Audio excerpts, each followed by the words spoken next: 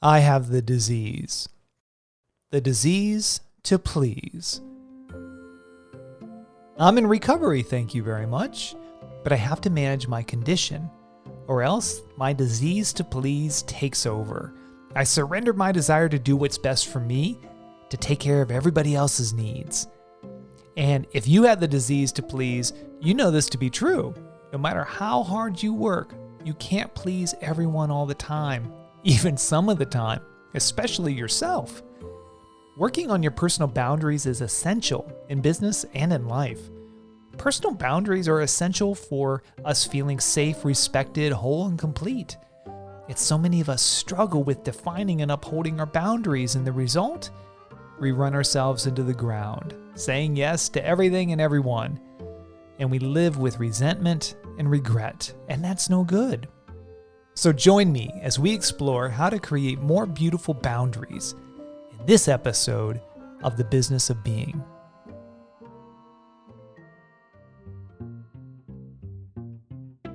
This is The Business of Being, a podcast about the intersection of life and business, how the inner work of being prepares us for the outer work of doing and succeeding. I'm your host, Stephen Megling. My guest today is Sarah Elkins. Sarah works with leaders to address and reduce miscommunication, the most common cause of tension and stress in the workplace. Sarah is also a storyteller, podcast host, author, and Gallup certified StrengthsFinder coach. Sarah also knows how to set boundaries that work for her. That's why I wanted to talk with Sarah about beautiful boundaries. You'll love and appreciate her thoughtful and clear ways of setting and expressing her boundaries. And stick around after our discussion. I want to talk with you about the thorns in your side.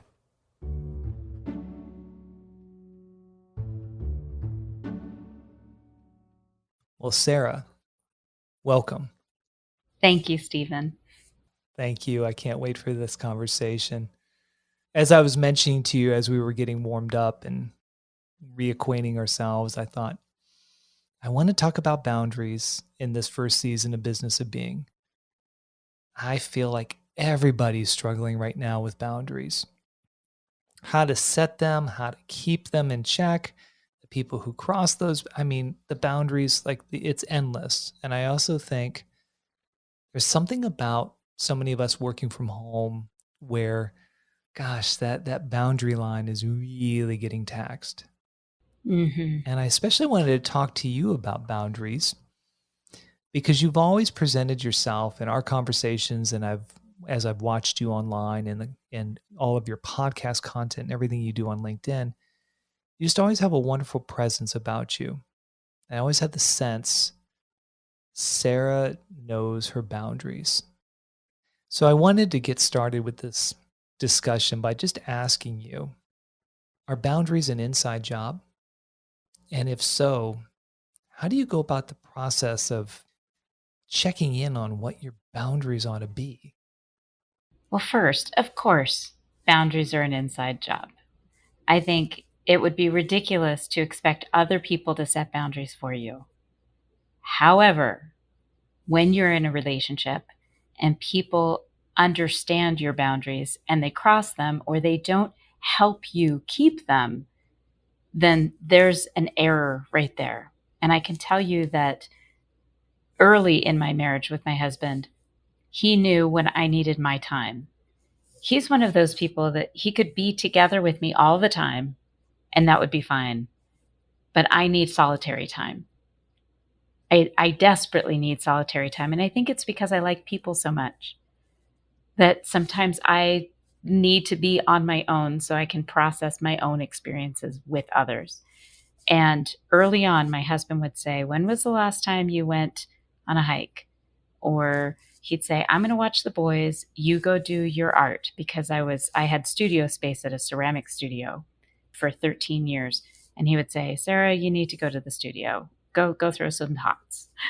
So yes, I definitely set my own boundaries. If you don't have the support of the people that you spend the most time with, then your setting boundaries is never going to feel as satisfying. Well, I love what you're sharing here. And it makes me think, I think one of the first ways we can honor our boundaries is by acknowledging the person who spends the most time butting up against those. So that's a partner, Right. a spouse, a, a close colleague, whatever. I think for me, even though I try to be intentional with setting boundaries or understanding what those are, I think it's intuitive. I don't sometimes don't even know until that line is crossed. I'm like, oh, there is a boundary there that I just didn't know about till now.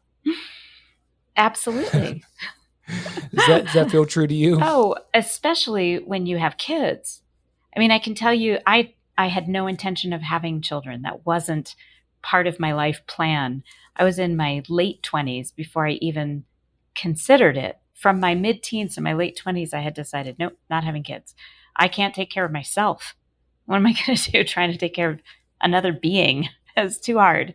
But once I had them, I noticed even more the boundaries and lack of boundaries of the mothers around me.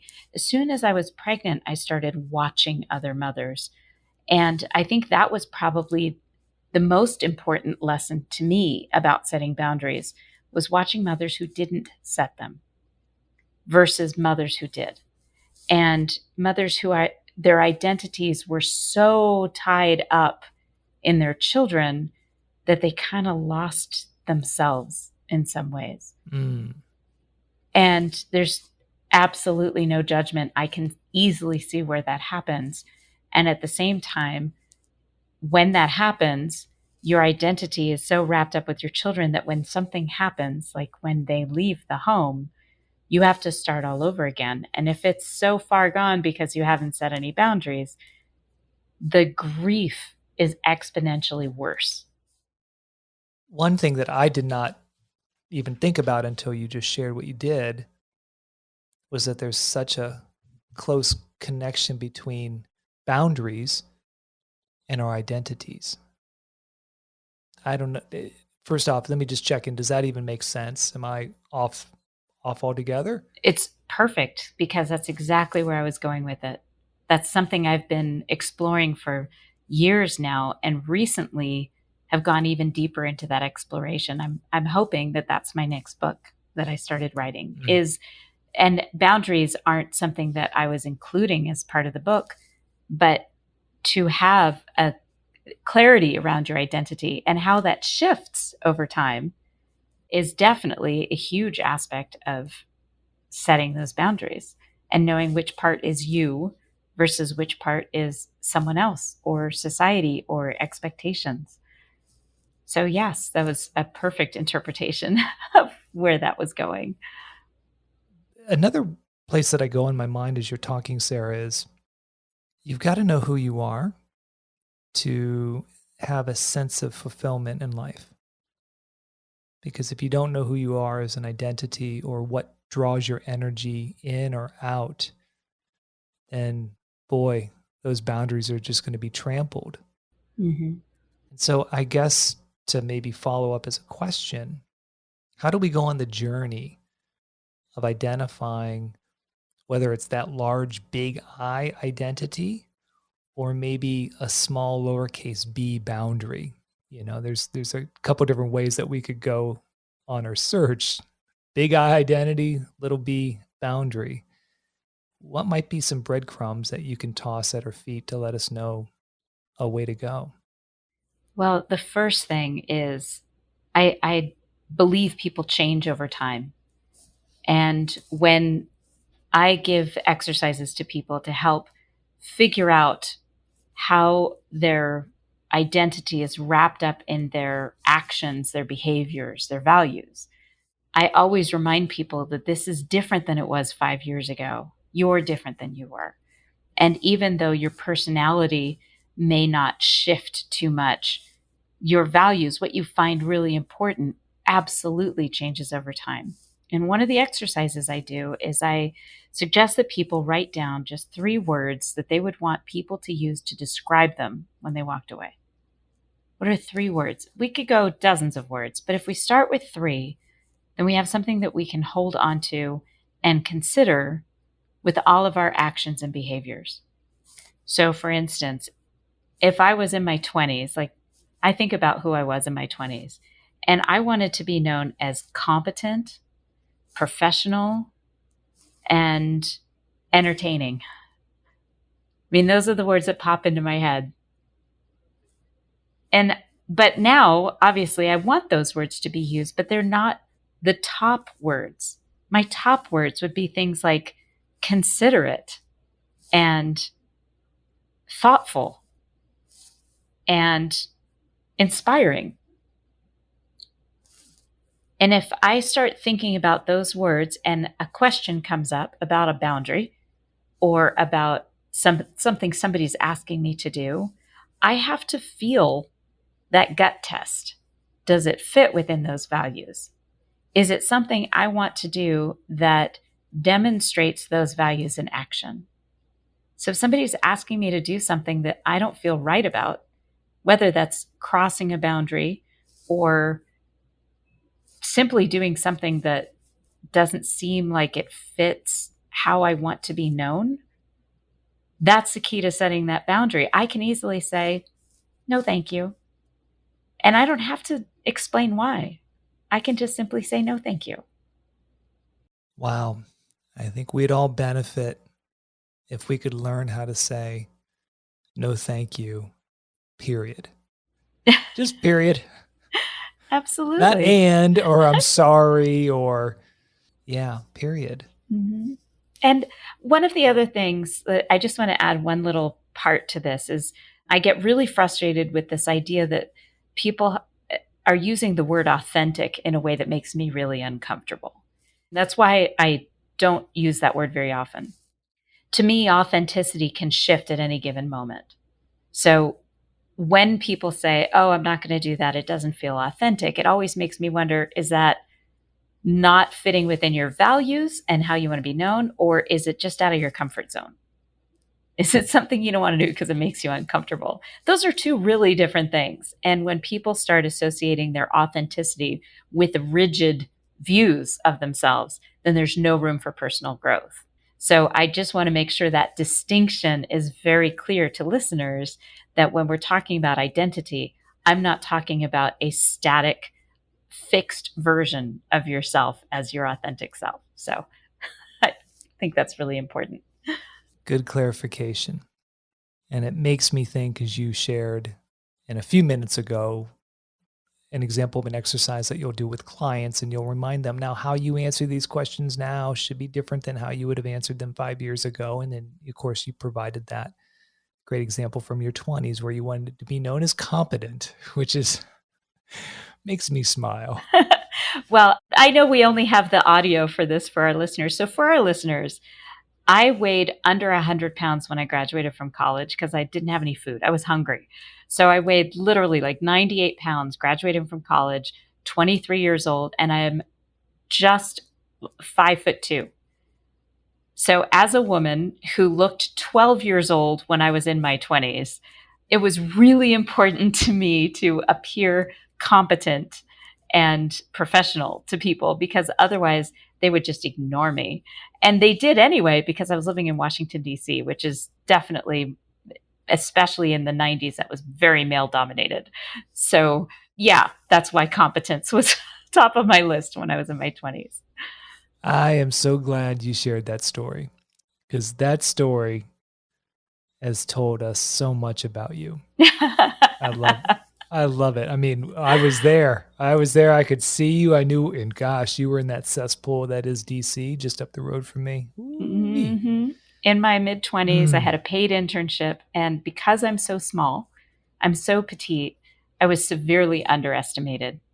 I think I was in my mid 30s before that stopped being such a common response, was to underestimate me because they thought I was so young and petite. For some reason, that translates to not competent. Well, this aligns very well with our topic about boundaries, because when I think about boundaries, I think about what I want and what I need. Sometimes those are different. Sometimes if I'm in crisis, what I want is what I need. For example, a boundary that I might have is much like you, I love people. I spend time with people every day. It's what I do. And I need to be away from people so that I can be present to people. It's just this yin yang thing. Seems to me as I hear you share, knowing deeper about who you are, your identity, getting clearer and clearer on that. And then from there, what do you need to have? What kind of space do you need to have in your life? Because I think space is just another word for boundaries. Mm-hmm. And you make space for certain people can come deeper and deeper into your sphere. And some people, no, there's a strong line here. There's a force field, and we need you to be as far away as possible. So let me ask you, because we were just laughing about the phrase "no thank you" period, and if we could just say that more often, that's a great boundary statement. How do you manage to let people know when they're getting close to knocking on the door of your whatever version of a boundary that you've set up? And I'm thinking in the business context. Right. I was going to say that's such a good question because our boys, from the time they were very little, knew that my sister and I were just talking about our fuses, and she has a long fuse and I have a short fuse. And my boys always knew my tone of voice would shift. And I believe that still occurs. I'm self-employed now, but 5 years ago when I was employed by a local government agency, my boss asked me to do something that I absolutely found appalling. It was one of those things that I just thought, how could you even ask me to do that? But I couldn't say that to my boss. I wasn't ready to quit, which I left not long after that. But I simply said, no, that doesn't really work for me. That was it. And I changed my tone. He knew I went from being friendly to a simple change of tone of voice, which was, no, that won't work for me. And he knew he had crossed a boundary. And he actually apologized later. He said, I should not have asked you to do that. But I think it's really important that your tone of voice matches the boundary you're setting. Some people have a really hard time shifting their tone of voice. And I always think everyone has a mom. Not everyone can be a parent or is a parent, but everyone has a parent that all they had to do was give the look, right? The mom look or the dad look. And all things stopped. All misbehavior stopped. My father, all he had to say was, I'm just so disappointed. And that was it. To the quick, right? Just.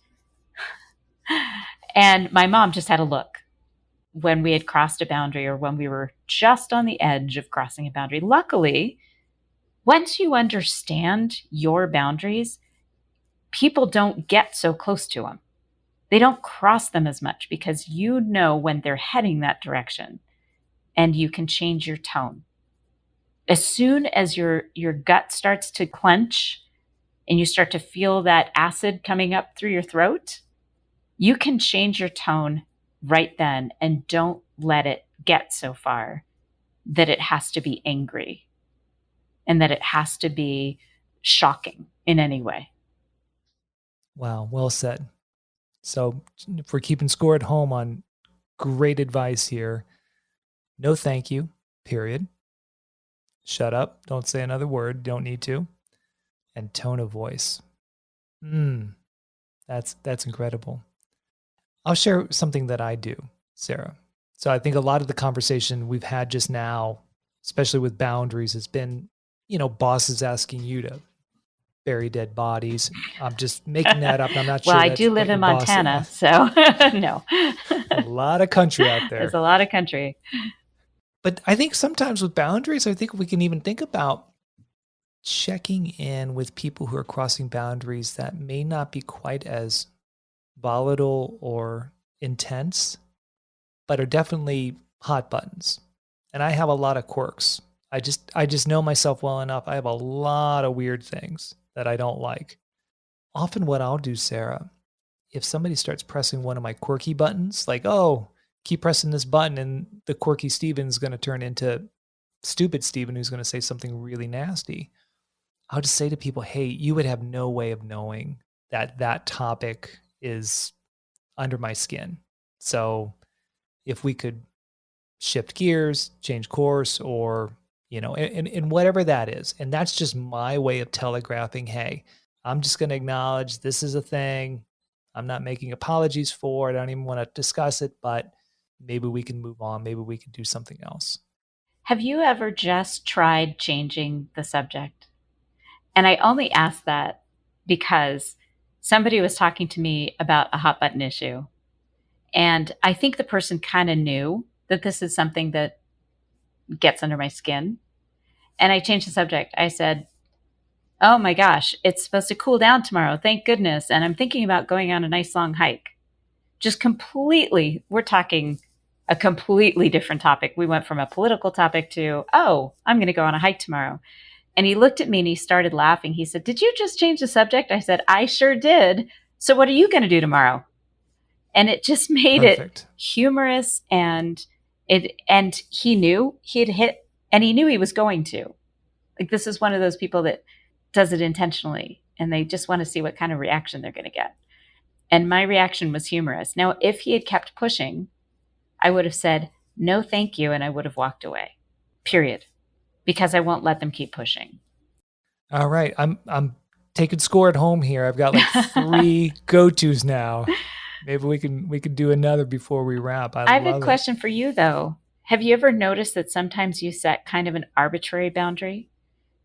And maybe it's because you feel like you need control over something, or you're not sure why you set an arbitrary boundary. Because I've found myself doing that, and I see other people kind of setting an arbitrary boundary, and I'm not sure what that's about, but I do always, when I do it, I think, why did I do that? What was that about? Because I think when you're talking about boundaries, it's also important to know when you're setting a boundary that is arbitrary and no one can follow that, and no one can help you set a boundary if you can't explain why you set it. Does that make sense?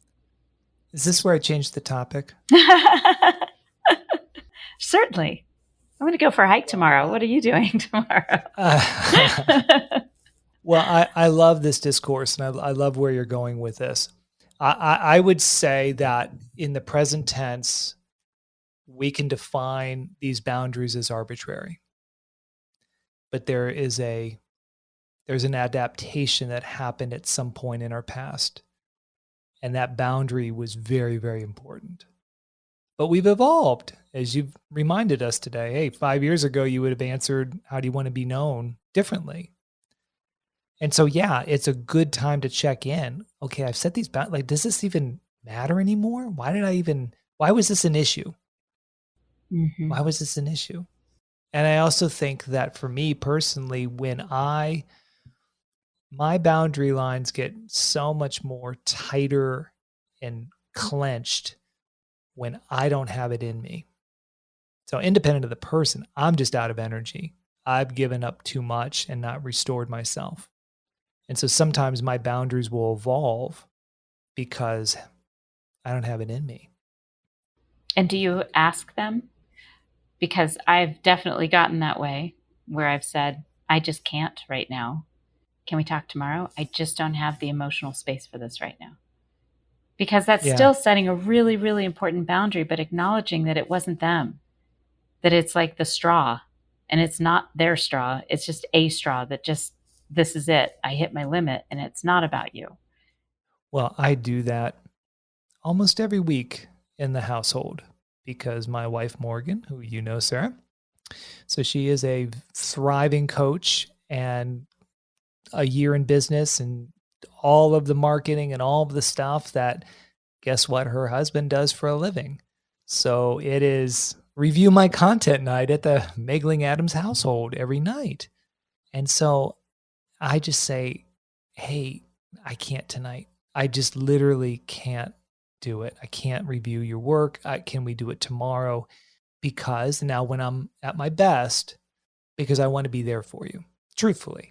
I truly want to. I just don't want to say, oh, yeah, it looks great. No. I really want to be vested here. And that's a good litmus test for the people you surround yourself with, where you can be honest in that kind, assertive way. and they respect you, you should keep them around. Oh But if they don't, it's probably a good red flag that maybe my gosh. there's an exit door, right? I'm so glad you just said that, Stephen, because that is another huge aspect of identity, about authenticity, about setting boundaries, which is if you are around people that don't respect your boundaries, they are not your people. I don't care if it's your mother or a sibling or your neighbor or your boss.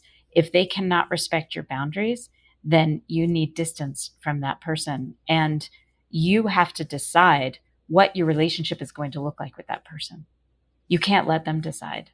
I love that you said that because litmus test is exactly right. What kind of relationship do you want to have with this person?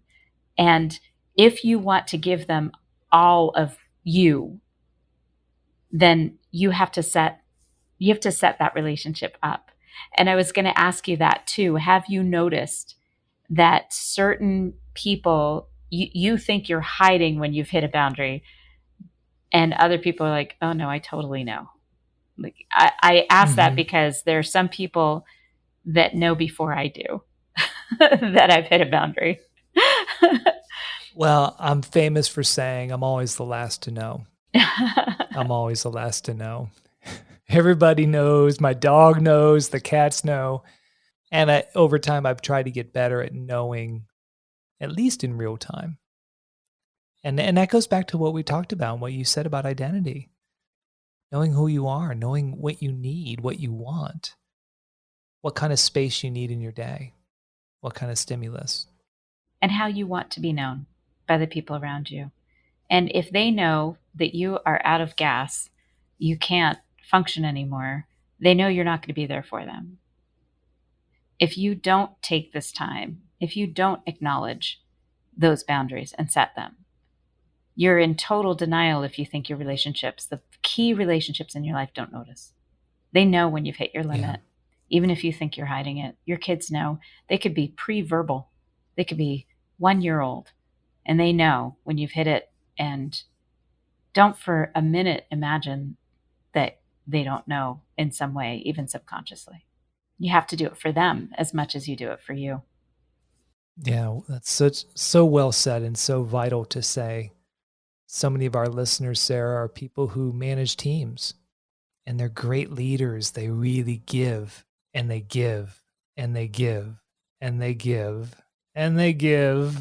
And you know what happens after you give how many times? You burn out. You don't have it in you. And those teams know. And I always feel that a great leader models the characteristics that they want to see on the team. So if you want a team that thrives with really healthy boundaries, model that. I love that you just said that because I just gave a keynote presentation in Sacramento for a retreat for a large organization. There were a couple hundred people in this keynote session, and the topic was workplace family, it's complicated. And the whole point was don't call your workplace a family. Don't do it. And some people were a little insulted by it. Well, this is how we think of our workplaces. We're like a family. And I said, okay, when you think of the word family, what's the first word that pops into your head? What is the first thought that pops into your head? And some people, of course, immediately said love, closeness, affection.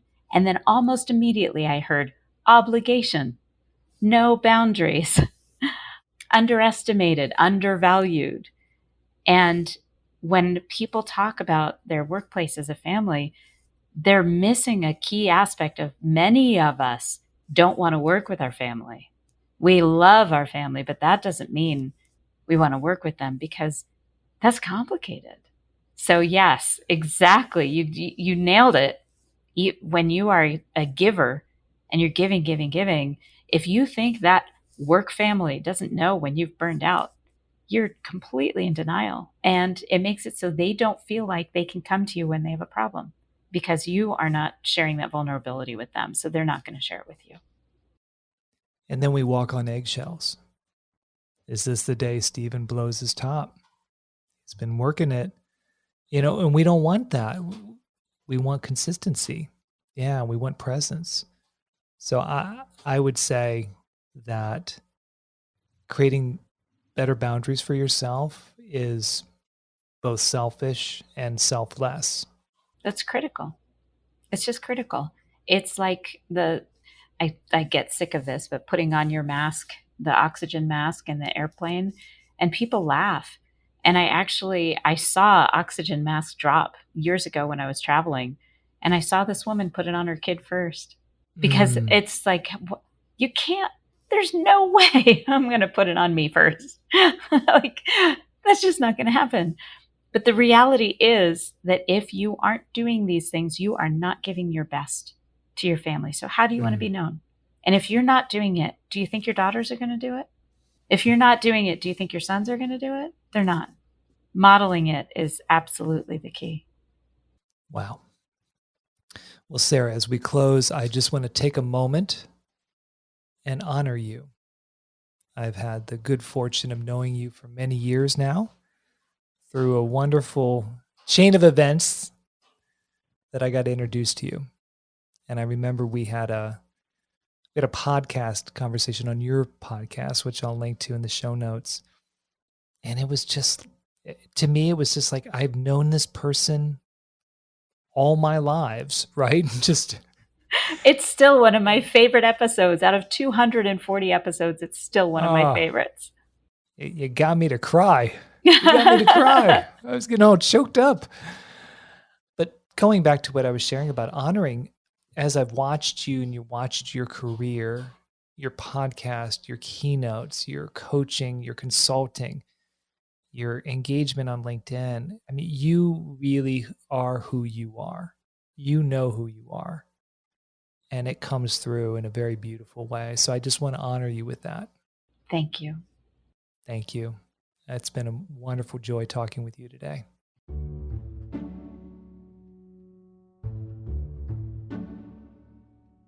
Sarah's boundaries are beautiful because she knows who she is and asks for what she wants.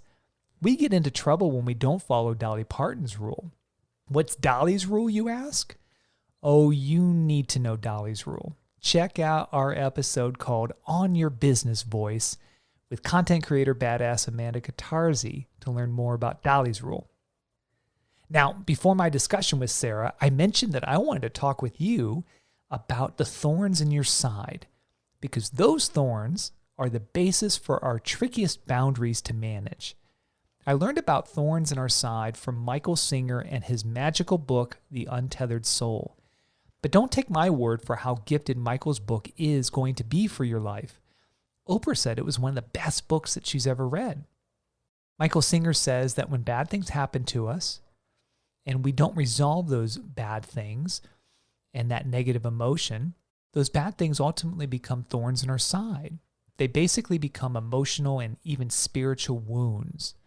So we do everything in our power to avoid having those thorns be touched. Now you can start to see how our thorns influence our boundaries. We avoid topics and situations that we think might just touch those thorns in our side and create a flare-up of emotional pain, and we want to avoid that at all costs. Setting beautiful boundaries means knowing what you will and what you won't tolerate.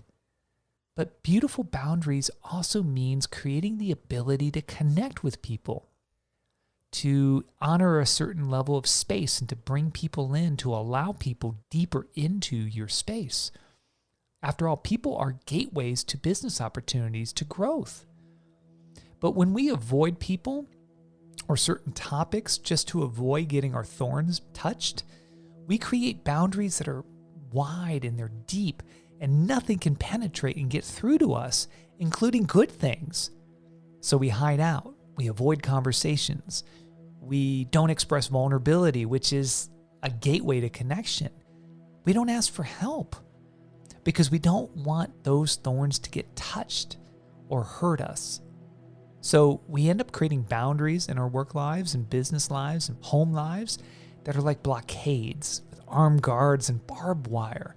Do not cross this line. We think we're just protecting ourselves, protecting our thorns, but our boundaries become blockades. So let me ask, what are your thorns? Now, most of our thorns are born in childhood. Like when you got dissed as a kid, or you were made fun of, picked last, ignored. We accumulate thorns when someone that we trusted hurt us, betrayed us, made us question whether or not we could trust people again. Thorns often come in the form of failure, maybe multiple failures. And those thorns, they still sting, don't they? So avoiding anything that feels like you could fail again and agitate those thorns in your side is more comfortable, at least temporarily, because the punishment, having your thorns be touched, is a pain that you don't want to endure. But here's the thing. You can pluck your thorns, one at a time. Start with the small ones. Deal with what happened. Make peace with it. Under the guidance of a professional, or doing it bravely and alone. Those thorns hurt going in and they will hurt coming out. But you want to pluck those thorns in your side because you want to reduce the amount of space you create between yourself and others. You want your boundaries to be beautiful, not blockades. You miss out on cultivating better business relationships when you create such a distance between yourself and others. Bravely stepping into the arena, as Brené Brown might say, requires plucking your thorns so you can be your whole, alive, brilliant self. And now it's your turn. What thorn has been causing you to create so many boundaries that helping people, good opportunities, kismet, serendipity just can't make their way to you? Find a thorn and pluck it. And the more thorns you pluck, the more energy you'll have to pluck the deeper rooted thorns. You don't need to pluck all your thorns to feel whole and complete. And some thorns are so nasty, it's going to take time, grace, and help from others to pluck those thorns. So be gentle with yourself. But pluck those thorns. Otherwise, you'll create blockades to abundance, blockades to connect with others, blockades to vitality and joy in your life. Find a guide, find a professional, or tap into the deep power within you and pluck those thorns to create more beautiful boundaries that invite opportunities, wholeness, and healing.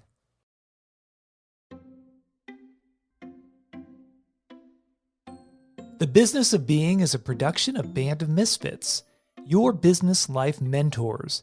Come say hello at welcomemisfit.com. And while you're there, grab your copy of Misfits Microdoses, our email with drops of inspiration and insights to help you navigate your business life journey. The show's executive producer is me, Sir Isaac Smith. We want the show to help as many people as possible on their business life journey. Would you help spread the word?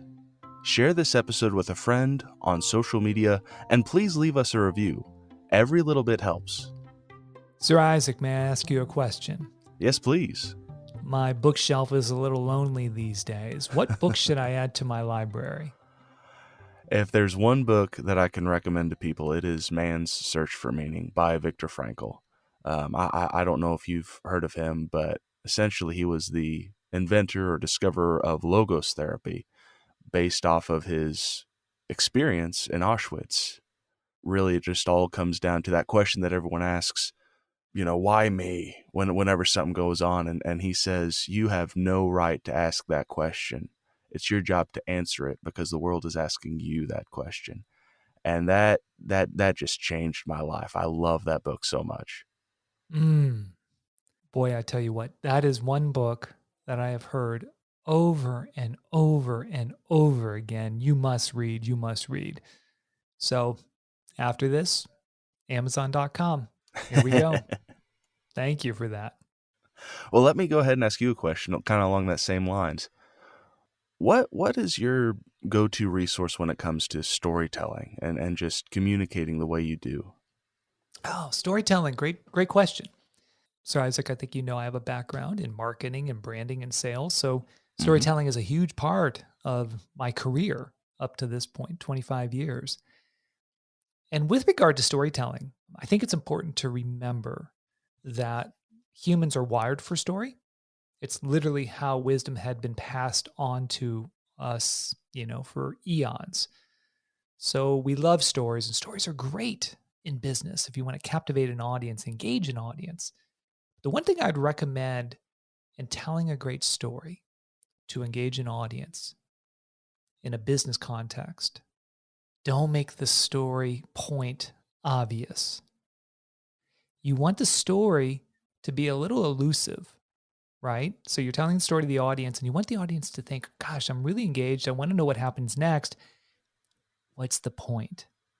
You want people to be curious about what the point is, because if the audience knows your point as you're telling the story is like popping a balloon with a pin. It's just like, wow, here, I know where Sir Isaac is going with this, or I know where Stephen is going with that.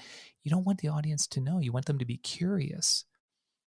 Get them on the edge of the seat. It's like, why is he telling me this story? What's the point? And in fact, if you're telling a story and you can sense the audience is thinking, oh, I know why Sir Isaac is telling me this, you could just telegraph to the audience, hey, you might be thinking, oh, I'm telling you the story for this reason, but you're wrong. Just wait, right? So don't make this the point of the story obvious.